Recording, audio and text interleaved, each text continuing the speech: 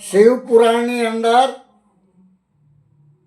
656 પાના ઉપર મહાપાપનું વર્ણન બતાવ્યું છે અને તે સનત કુમાર બોલ્યા છે.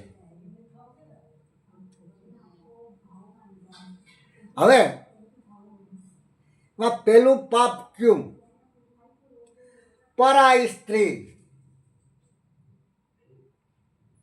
અને પરાયા ધનને હરવાનો વિચાર કરવો, કોઈનું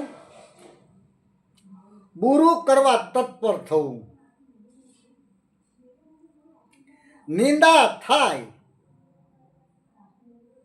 એવું ન કરવા યોગ્ય કામ કરવું, આવા 4 પાપ કર્મ કરવા પાપી લોક હંમેશા તૈયાર રહે છે. તો આપણે ઈષ્ટદેવને પ્રાર્થના કરીએ કે હે ગુરુદેવ, અમારામાં આવા એ કોઈ અવગુણ ન હોવા જોઈએ.